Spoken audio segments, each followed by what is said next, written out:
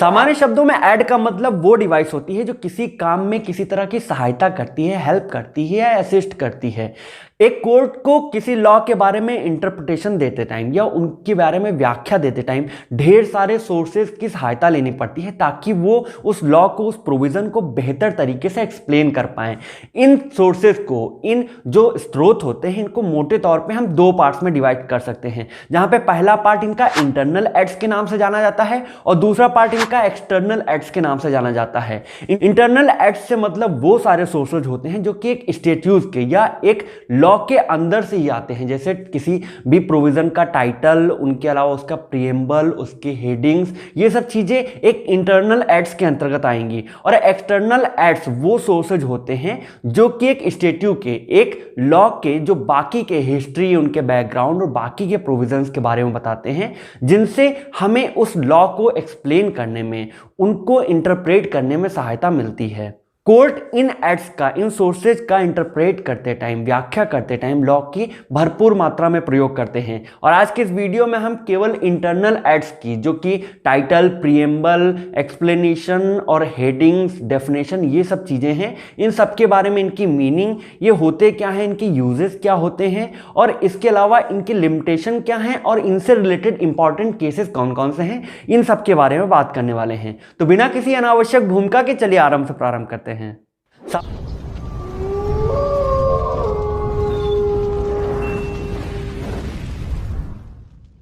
तो हमारा सबसे पहला पॉइंट टाइटल का है। एक लॉ के अंतर्गत, एक विधि के अंतर्गत टाइटल को हम दो पार्ट्स में डिवाइड कर सकते हैं, जहां पे पहला पॉइंट इनका शॉर्ट टाइटल का होगा और दूसरा इनका लॉन्ग टाइटल का होगा। शॉर्ट टाइटल के अंतर्गत हम केवल उस स्टेट्यूट की, उस पूरे लॉ की, उस पूरे एक्ट का नाम ही कंसीडर करते हैं, उसका केवल नाम ही आता है। जैसे इंडियन पिनल कोड है तो इंडियन पिनल कोड 1860 जो होगा, ये इसका शॉर्ट टाइटल कहा जाएगा। और वहीं पर लॉन्ग टाइटल का मतलब वो चीज होता है जो एक उसके जनरल ऑब्जेक्ट को, उसके जनरल ऑब्जेक्टिव को, उसका जो उद्देश्य होता है उसके बारे में बताता है। जैसे उदाहरण के तौर पे अगर लॉन्ग टाइटल के बारे में हम सीआरपीसी में बात करें कि सीआरपीसी पे लॉन्ग टाइटल कहां पे दिया हुआ है, तो इसके स्टार्टिंग में ही कुछ लाइंस दी गई हैं जो शॉर्ट टाइटल के नीचे दी होती हैं, जो कि स्टार्ट होती हैं an act to consolidate and amend the law of criminal procedure. तो ये जो लाइंस होती हैं ये लॉन्ग टाइटल को डिनोट करती हैं। Popatlal versus state of Madras के केस में कोर्ट ने ये कहा था कि वहां पे जो मद्रास जनरल सेल्स टैक्स का जो एक्ट है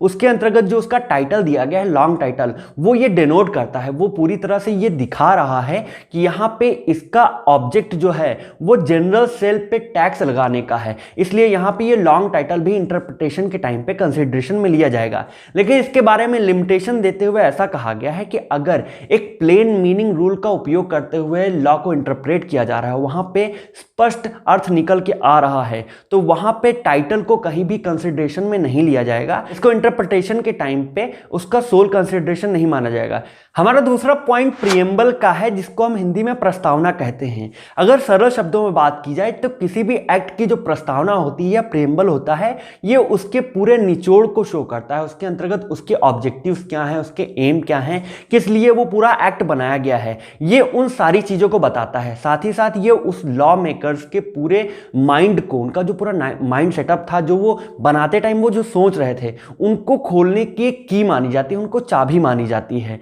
तो इसीलिए प्रीएम्बल बहुत ही इंपॉर्टेंट होता है और एक कोर्ट के द्वारा इसको कंसिडरेशन में भी लिया जाना आवश्यक माना गया है इंटरप्रिटेशन के टाइम पे। जैसे अगर इंडियन कॉन्स्टिट्यूशन के प्रीएम्बल की बात करें तो केवल हमारा प्रीएम्बल ही पूरे भारतीय संविधान के निचोड़ को, इसके अंतर्गत क्या दिया गया है, इनके ऑब्जेक्टिव क्या है, इनके एम क्या है, क्या कौन सा उद्देश्य इनको प्राप्त करना है, वो हमें मात्र प्रीएम्बल पढ़ने से ही पता चल जाता है। Maharashtra land development corporation versus state of Maharashtra के केस में कोर्ट ने ऐसा कहा था कि इंटरप्रिटेशन करते टाइम कोर्ट को हमेशा उसके ऑब्जेक्ट को, एक स्टेट्यूट के ऑब्जेक्ट को डिसाइड करते टाइम उसके प्रीएम्बल को ध्यान में रखना अति आवश्यक होता है। लेकिन इसके बारे में भी लिमिटेशन सेम टाइटल की तरह दी गई है कि अगर किसी भी एक्ट के वर्ड से या फिर उसके नाम से पता चल रहा है, प्लेन मीनिंग रूल का यूज करते हुए अगर पता चल रहा है कि इसका वास्तव में इंटरप्रिटेशन कैसा होना चाहिए, उसमें कोई भी अस्पष्टता नहीं आ रही है उसकी व्याख्या करते टाइम, तो प्रीएम्बल को कंसिडरेशन में नहीं लिया जा सकता। ये फिर से एक वीक टाइप ऑफ सोर्स माना जाएगा। तीसरे पॉइंट के अंतर्गत मार्जिनल नोट्स का पॉइंट आता है। मार्जिनल नोट्स वो नोट्स होते हैं जो किसी भी पृष्ठ पे या किसी भी बुक पे हाशिए पे उसके साइड में ऊपर की साइड में लिखे जाते हैं। अगर बात की जाए मार्जिनल नोट्स के बारे में तो ये कहीं भी एक लेजिस्लेचर के द्वारा या फिर एक लॉ मेकिंग बॉडी के द्वारा कभी इन्हें नहीं लिखा जाता है। ये कभी भी लॉ पास होने के बाद, जब बिल पास हो चुका होता है, उसके बाद ड्राफ्टर्स के द्वारा या फिर जो इन्हें पढ़ते हैं, इनको एक्सप्लेन करते हैं, इनके बारे में इंटरप्रिटेशन देते हैं, उनको सरल बनाने के लिए पूरे, मान लीजिए अगर 10 लाइन का पूरा प्रोविजन है, उसको एक्सप्लेन करके 2 लाइन में लिखा जा सकता है, तो उसको जब हाशिए पे लिख दिया जाता है, एक साइड पे लिख दिया जाता है, तो ऐसे साइड नोट्स को मार्जिनल नोट्स के नाम से जाना जाता है। और एक लॉ का, एक प्रोविजन का, एक स्टैट्यूट का इंटरप्रिटेशन करते टाइम ये मार्जिनल नोट्स भी कंसिडरेशन में लिए जा सकते हैं। ये भी एक इंपॉर्टेंट सोर्स माने जाते हैं। लेकिन Tara Prasad Singh versus Union of India के केस में कोर्ट ने ऐसा कहा था कि मार्जिनल नोट्स कभी भी उस मेन प्रोविजन के, उसके अर्थ को, उसके इफेक्ट को कहीं भी टेक अवे नहीं कर सकते। यानी कि अगर यहां पे कोई द्वंद्व की स्थिति आ गई है, जहां पे एक तरफ मेन प्रोविजन है और एक तरफ ये मार्जिनल नोट्स हैं, तो उस टाइम पे मेन नोट्स को ज्यादा इफेक्ट दिया जाएगा, ये मार्जिनल नोट्स को हटा दिया जाएगा, इनकी कोई मान्यता नहीं मानी जाएगी। हमारा चौथा पॉइंट हेडिंग्स का है, जिनको हम हिंदी में शीर्षक कहते हैं। और हर सेक्शन के ऊपर, हर प्रोविजन के ऊपर एक हेडिंग दी ही हुई होती है। नॉर्मली हेडिंग्स या शीर्षक वो चीज होती हैं जो पूरे प्रोविजन के बारे में, जो 4-5 लाइन का पूरा प्रोविजन होता है, उनके बारे में केवल एक लाइन में जो एक आइडिया देते हैं, उन्हें हेडिंग्स या शीर्षक के नाम से जाना जाता है। अगर बात की जाए हेडिंग्स के बारे में, ये तो कभी भी ये लेजिस्लेचर या लॉ मेकिंग बॉडी के थ्रू इनको नहीं लिखा जाता है। ये जब बिल से रेगुलेशन बनते हैं या लॉ बनते हैं, उस प्रोसीडर के टाइम पे, बिल से लेकर रेगुलेशन बनने के टाइम तक में बीच में इन्हें लिखा जाता है या एक्ट में इन्हें एड ऑन किया जाता है। जैसे उदाहरण के तौर पे सीआरपीसी का सेक्शन 437 के अंतर्गत दिया गया हेडिंग, जिसमें यहां पे लिखा है when bail may be taken in case of non bailable offence. तो ये पूरा हेडिंग जो होगा वो भी एक प्रोविजन की इंटरप्रिटेशन के टाइम पे एक सोर्स की तरह यूज किया जा सकता है। NC Dhoundiyal versus Union of India के केस में सुप्रीम कोर्ट ने ऐसा कहा था कि प्रोविजन के इंटरप्रिटेशन के टाइम पे अगर किसी तरह की एम्बिग्विटी आती है या अस्पष्टता आती है, तो उस टाइम पे हेडिंग्स को कंसिडरेशन में लिया जा सकता है, एक लेजिस्लेचर के इंटेंट को या उनकी मनोदशा को, उनके जो भी उद्देश्य रहा है उसको एक्सप्लेन करने के लिए या व्याख्या को देने के लिए इसको एक कंसिडरेशन में लिया जा सकता है। हमारा पांचवा point exceptions and saving clauses का है। अगर सामान्य शब्दों में बात की जाए तो एक्सेप्शंस को हिंदी में अपवाद कहते हैं, और ये वो चीजें होती हैं जिनकी कैरेक्टरिस्टिक्स जो होती हैं, विशेषताएं जो होती हैं, वो सेम ही होती हैं, लेकिन कुछ विशेष परिस्थितियों की वजह से, कुछ स्पेशल सर्कमस्टेंसेस की वजह से ये मेन प्रोविजन से अलग हो जाते हैं, उनके अगेंस्ट हो जाते हैं। अगर बात की जाए अपवाद के बारे में तो इंडियन पिनल कोड के सेक्शन 499 जो कि डिफेमेशन के बारे में बात करता है, उसमें 10 अपवाद दिए गए हैं, उसमें 10 एक्सेप्शंस दिए गए हैं, जिनमें यह बताया गया है कि किन कंडीशंस में, हालांकि दोनों ऑफेंसेस के कैरेक्टरिस्टिक्स सेम ही होंगे, फिर भी ये चीजें अपवाद हो जाएंगी या इसके अगेंस्ट हो जाएंगी। और वहीं पे सेविंग क्लाउजेस वो क्लाउजेस होते हैं जो रिपील के टाइम पे या री एनेक्टमेंट के टाइम पे किसी भी लॉ में या स्टेट्यूट में एड ऑन किए जाते हैं, उसमें जोड़े जाते हैं। यानी कि अगर किसी लॉ को, किसी स्टेट्यूट को फिर से उन्हें पुनः स्थापित किया गया, उन्हें पुनः प्रभावी बनाया गया है, तो उस कंडीशन में जो नए क्लाउजेस ऐड किए जाएंगे जो कि पुराने क्लाउजेस को या पुराने प्रोविजन को अफेक्ट ना करते हुए एक नई व्यवस्था को एस्टैब्लिश करेंगे, तो इन क्लाउजेस को सेविंग क्लाउजेस के नाम से जाना जाता है। हमारा अगला पॉइंट शेड्यूल का है, और अगर आप अपनी बुक को ध्यान से पढ़ते हैं तो कभी कभी आपने पढ़ा होगा कि फला चीजें फला शेड्यूल में दी गई हैं, और उस बुक के सबसे लास्ट पेज में उन शेड्यूल्स के बारे में भी लिखा होता है। जैसे इंडस्ट्रियल डिस्प्यूट एक्ट के अंतर्गत उसमें कुछ शेड्यूल्स दिए गए हैं कि कहां पे कौन से शेड्यूल के अंतर्गत कौन सी पावर्स आएंगी। तो जनरली शेड्यूल्स वो चीज होती हैं जहां पे किसी राइट या क्लेम को लागू करने के बारे में प्रोविजन दिया गया होता है, या किसी भी पावर के बारे में, उनको एक्सरसाइज कैसे किया जाएगा उनके बारे में बताया गया होता है। मोस्टली जितने भी शेड्यूल्स दिए गए होते हैं वो लिस्ट वाले फॉर्म में होते हैं, यानी उनकी एक सूची के तरीके से, सूची क्रम में दिए हुए होते हैं। Jagdish Prasad versus state of Rajasthan के केस में ऐसा कहा गया था कि शेड्यूल्स जितने भी होते हैं वो मेन प्रोविजंस को एडवांस करने के लिए, उनको और प्रभावी बनाने के लिए दिए गए होते हैं, और अगर किसी तरह की स्पष्टता आती है, उसमें एम्बिग्विटी आती है, अस्पष्टता आती है, तो प्रोविजन को इंटरप्रेट करते टाइम ये जितने भी शेड्यूल्स होते हैं इनको भी कंसिडरेशन में लिया जा सकता है। हमारा सेकेंड लास्ट पॉइंट एक्सप्लेनेशन का है, और एक सेक्शन के अंतर्गत, एक लॉ के अंतर्गत एक्सप्लेनेशन को तब दिया जाता है जब किसी पर्टिकुलर मीनिंग को या पर्टिकुलर प्रोविजन को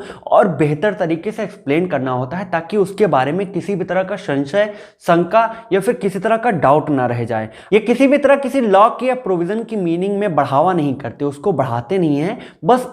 उससे रिलेटेड जितने भी डाउट्स होते हैं, जितनी भी शंकाएं होती हैं, उनको खत्म करने की कोशिश करते हैं। जैसे उदाहरण के तौर पे इंडियन पिनल कोड के सेक्शन 108 में अबेटर टर्म के 5 एक्सप्लेनेशन दिए गए हैं, जहां पे यह बताया गया है कि कौन कौन से व्यक्ति, कौन कौन से ऑफेंसेस जो होंगे वो अबेटमेंट के शब्द में आएंगे, यानी जो व्यक्ति ऐसे ऑफेंस करेगा वो अबेटर कहा जाएगा। कि कोर्ट को कभी भी एक अबेटर को डिसाइड करते टाइम कि कौन व्यक्ति अबेटर है या नहीं है, उनको किसी भी तरह का डाउट न रह जाए या शंका न रह जाए। Bengal immunity company versus state of Bihar के केस में कोर्ट ने ऐसा कहा था कि एक सेक्शन के अंतर्गत दिया गया एक्सप्लेनेशन जो होता है ये इसके मेन प्रोविजन को और स्पष्ट करने के लिए दिया गया होता है। बस ध्यान इतना रखना है कि एक्सप्लेनेशन को, प्रोविजन को, दोनों को एक साथ ही पढ़ा जाना चाहिए ताकि एक सही अर्थ निकलकर सामने आए। हमारा second last point definition and interpretation clauses का है। जनरली ये डेफिनेशन और इंटरप्रिटेशन क्लाउजेज जो होते हैं वो एक लॉ की या प्रोविजन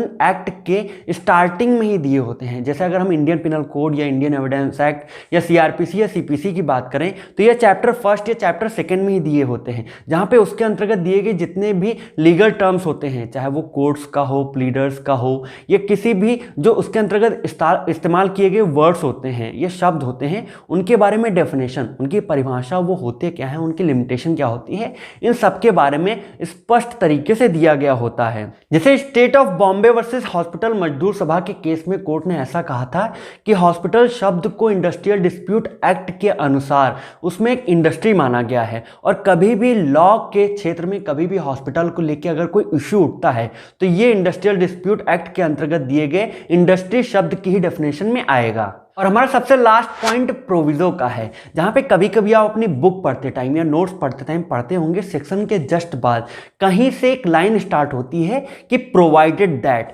यानी कि जहां से ये लाइन स्टार्ट होती है कि प्रोवाइडेड दैट फला फला फला, तो ये जो पूरा प्रोविजन, ये जो पूरा क्लाउज होता है वो प्रोविजो के अंतर्गत आता है। नॉर्मल टर्म में किसी भी सेक्शन के अंतर्गत दिया गया प्रोविजन जो होता है वो किसी एनेक्टिंग क्लाउज को एक्सेप्ट करता है, या किसी भी चीज के होने को एक्सेप्ट करता है, या फिर किसी भी चीज के बारे में, किसी भी सेक्शन की लिमिटेशन को तय करता है कि ये पूरा सेक्शन किस लिमिटेशन तक जाएगा, कहां तक इसकी सीमा हो सकती है। एक कोर्ट द्वारा एक लॉ को या स्टेट्यूज को इंटरप्रेट करते टाइम, उनके बारे में व्याख्या देते टाइम इस प्रोविजो को कंसिडरेशन में लिया जा सकता है। लेकिन जैसा विशेष कुमार वर्सेस शांति कुमार के केस में कोर्ट ने ऐसा कहा था कि जो प्रोविजो होता है ये एक वीक सोर्स होता है, और इसको कभी भी इंटरप्रिटेशन में ऐसा नहीं लिया जाना चाहिए कि ये मेन प्रोविजन के बेसिक इंटेंट को खत्म कर दे, इसको निष्प्रभावी कर दे, उसको पूरी तरह से समाप्त कर दे। तो ये थे इंटरप्रिटेशन ऑफ स्टेट्यूज के अंतर्गत दिए गए इंटरनल एक्ट्स के बारे में इसके सारे ही मेन पॉइंट्स। आई होप आपको ये सारे ही पॉइंट्स अच्छे से क्लियर हो गए होंगे।